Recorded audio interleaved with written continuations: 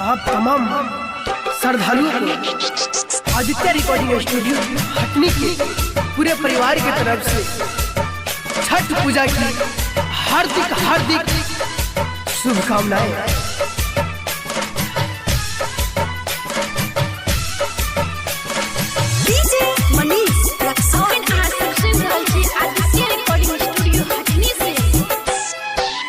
चलो चलो यो भैया छठे घाट पे आहा दौरा उठाबो अपन माथा पे।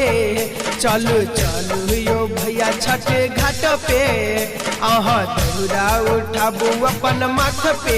यो जाके सुने भई मैया के अपन अरजिया यो, जाके सुने भई मैया के अपन अरजिया यो। देहबै अरघी चढ़ाए साँझे बिहनिया यो, देहबै अरघी चढ़ाए साँझे बिहनिया यो, देहबै अरघी चढ़ाए साँझे बिहनिया यो। चलो चलो यो भैया छठे घाट पे आहा दौरा उठाबू अपन माथा पे।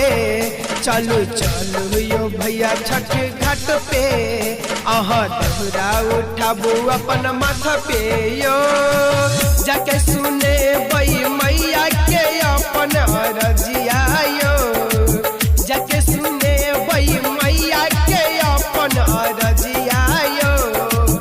देहबै अरघी चढ़ाए साँझे बिहनिया यो, देहबै अरघी चढ़ाए साँझे बिहनिया यो, देहबै अरघी चढ़ाए साँझे बिहनिया यो।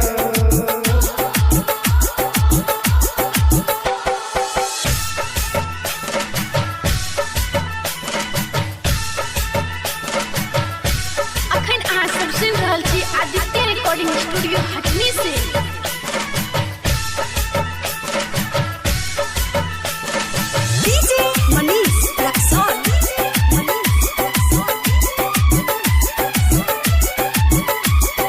नारियल केला से सूप सजे बई मैया के घाट पे कलशा बैठे बई। नारियल केला से सूप सजे बई मैया के घाट पर कलशा बैठे बई।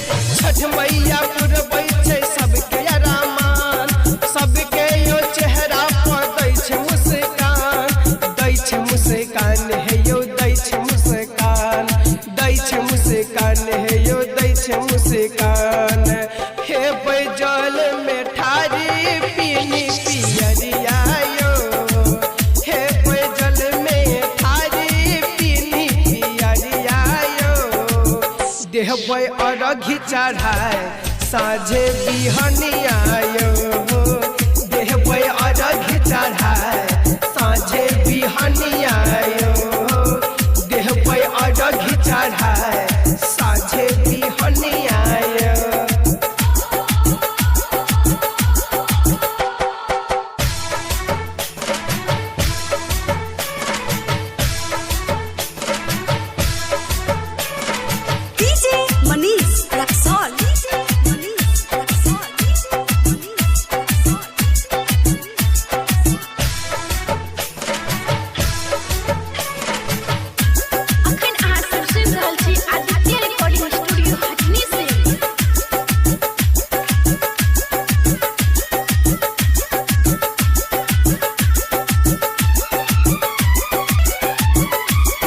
पोखरी के भीड़ पर घाट बनेलो, फूल मंगा के हम बाटे सजेलो।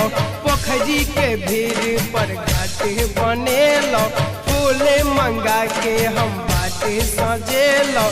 सोनी सिंह सुनबैया गीतक बानी, छठ मैया के यो महिमा जानी, महिमा जानी है यो महिमा जानी, महिमा जानी है यो महिमा जानी। धीरज ध्यानी आहा माथे बानू पगड़िया यो, धीरज ध्यानी आहा बानू पगड़िया यो। देहबै अरघी चढ़ाए साझे बिहनिया देहबै अरघ चढ़ाए साझे बिहनिया देहबै अरघ चढ़ाए साझे बिहनिया।